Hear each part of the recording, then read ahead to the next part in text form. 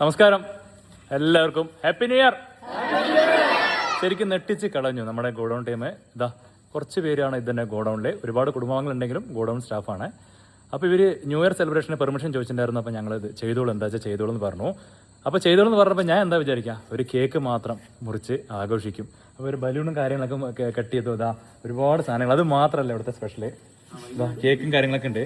ഇത് ശരിക്കും കണ്ടപ്പോൾ ഞാൻ നെട്ടിപ്പോയി. വെച്ചിരിക്കുന്ന ഐറ്റംസ് ഒക്കെ ഓരോന്നോരോന്ന് നമുക്ക് അൽഫാം, chicken rice, chicken noodles, paneer butter masala, വൈന്, പനീർ ബട്ടർ മസാല, ഈ കാണുന്നതൊക്കെ ഇതാ ബിരിയാണി, നെയ്ച്ചോറ്, ചില്ലി ചിക്കൻ. അതിന്റെ അമ്പോ, ഇതുപോലെ ഞാൻ നമ്മൾ സെപ്പറേറ്റ് ആഘോഷിക്കുമ്പോൾ ഇതുപോലെ കണ്ടിട്ടില്ല കേട്ടോ.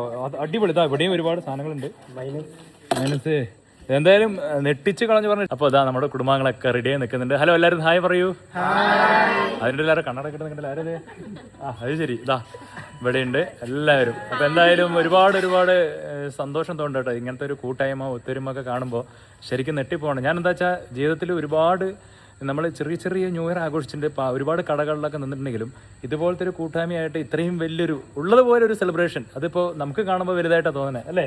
എല്ലാവരും ആ ഒരു ഹാപ്പിനെസ് എത്രയും പേരാണ് കേട്ടോ. അപ്പോൾ എന്തായാലും നമുക്ക് ന്യൂ ഇയർ അടിച്ചു പൊളിക്കണ്ടേ? അപ്പോൾ എല്ലാവർക്കും ഒരു ഹാപ്പി ന്യൂ ഇയർ പറഞ്ഞേ. ഇങ്ങനെ കിട്ടും, ഞാൻ കൺഫ്യൂസ്ഡ് ആയിട്ടോ.